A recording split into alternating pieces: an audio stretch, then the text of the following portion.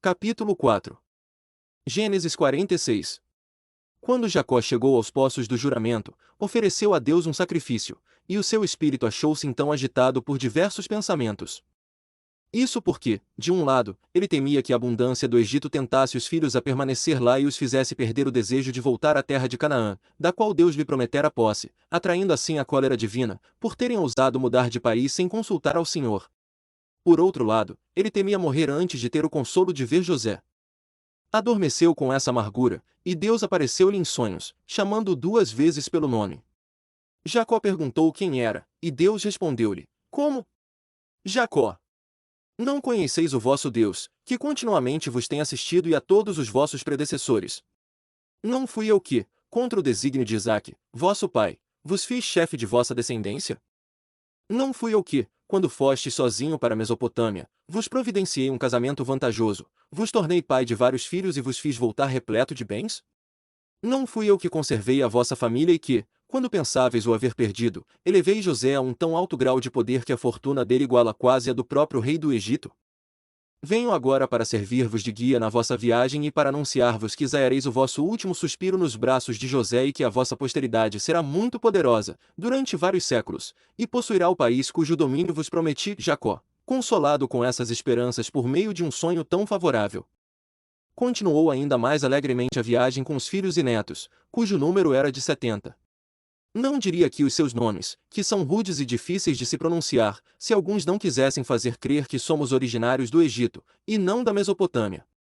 Jacó tinha 12 filhos, e como um deles, José, já estava estabelecido no Egito, resta-me falar somente dos outros. Ruben teve 4 filhos, Enoque, Palu, Esrom e Carmi. Simeão teve 6 filhos, Gemuel, Jamim, Oade, Jaquim, Zoar e Saul. Levi teve 3 filhos, Gerson, Coate e Merari. Judá teve 5 filhos, Onã, Sela, Pérez e Zerá. Pérez teve 2, Isrom e Amul. Issacar teve 4 filhos, Tola, Puva, Jó e Sinrom. Zebulon teve 3 filhos, Serede, Elon e Jaleel. Todos esses Jacó os tivera de Leia, que trazia consigo a sua filha Diná, e todos juntamente perfaziam um número de 33 pessoas. Jacó, além disso, teve 2 filhos de Raquel, José e Benjamim. José tivera 2 filhos, Manassés e Efraim. Benjamim teve 10, Bela, Bequer, Asbel, Gera, Naamã, Ei, Roz, Mupim, Upim e Arde. Essas 14 pessoas, somadas às 33, dão um total de 47, e são os filhos legítimos de Jacó. De Bila, ele teve ainda Dan e Naftali. Dan teve somente um filho, de nome Uzim. Naftali teve 4 filhos, Jazeel, Guni, Gezer e Silém. Essas pessoas, acrescentadas às precedentes, perfazem 54. Jacó teve ainda, de Zilpa, Gade e Asser. Gade teve 7 filhos, Zifion, Rag, Suni, Isbom, Eri, Arodi e Areli. Asser teve uma filha e 4 filhos, Imna, Isvá, Isvi, Berias e Será, filha. Essas 15 pessoas, acrescentadas às 54 precedentes, perfazem o número de 70, de que falei, inclusive Jacó. Judá adiantou-se para avisar José de que o seu pai já estava perto. Ele partiu imediatamente a encontrá-lo, o que se deu na cidade de Hebrom. A alegria de Jacó foi tão grande que o pôs em perigo de morrer, e a de José não foi menor.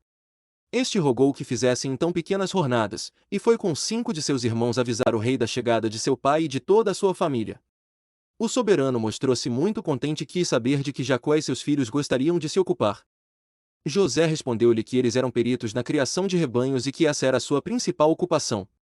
Dizer isso vinha muito a propósito para eles, quer para não separar Jacó de seus filhos, cuja assistência, por causa de sua idade avançada, era muito necessária, quer para evitar que os egípcios, ocupados nos trabalhos de sempre, os invejassem quando vissem os parentes de José empenhados na criação e no cuidado dos rebanhos, atividade na qual aqueles tinham pouca experiência. Gênesis 47. Jacó foi em seguida prestar as suas homenagens ao rei, que lhe perguntou a idade. Jacó respondeu-lhe que tinha 130 anos, e vendo que o rei se admirava, disse que não era uma vida longa, em comparação aos anos que tinham vivido seus predecessores. Faraó, depois de havê-lo recebido muito bem, determinou que ele fosse morar com os filhos em Ramessés, onde se estabeleciam os que se dedicavam ao ofício de pastor. A carestia aumentava no Egito.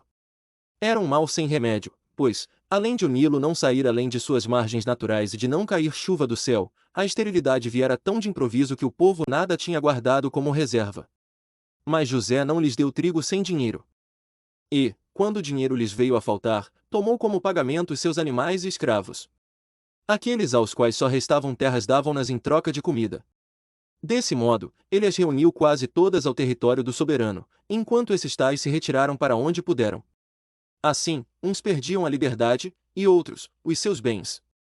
Nenhuma outra miséria lhes parecia, porém, mais insuportável que morrer de fome. Os sacerdotes, por um privilégio particular, foram excetuados dessa lei geral e puderam conservar a posse de seus bens. Quando o Nilo, depois de tão grande calamidade, começou a transbordar e tornou a terra bastante fecunda, José passou por todas as cidades, reuniu o povo e restituiu-lhes as terras que haviam cedido ao rei, com a condição, todavia, de a possuírem somente como usufruto. Animou-os a cultivá-las como próprias, declarando-lhes que Sua Majestade se contentaria com a quinta parte do que elas produzissem. Eles aceitaram essa graça com tanto maior alegria quanto não a haviam esperado e entregaram-se com todo ardor ao cultivo da terra. Assim, José conquistava cada vez mais a estima dos egípcios e o afeto do rei, cujos domínios haviam aumentado tanto que os reis, seus sucessores, desfrutam ainda hoje esses bens, isto é, a quinta parte do fruto das terras. Gênesis 48, 49 e 50. Jacó passou 17 anos no Egito, e morreu velho nos braços de seus filhos, depois de lhes desejar toda a sorte de prosperidade. Predisse com espírito profético que cada um deles possuiria uma parte da terra de Canaã, o que, no correr dos tempos, não deixou de acontecer. Louvou muito a José porque ele, em vez de se ressentir dos maus tratos que receberá dos irmãos, fizera-lhes ainda mais bem do que se a isso estivesse obrigado. Ordenou que acrescentassem ao seu número Efraim e Manassés, filhos de José, para dividir com eles a terra de Canaã, como diremos a seu tempo. Pediu também para ser sepultado em Hebrom.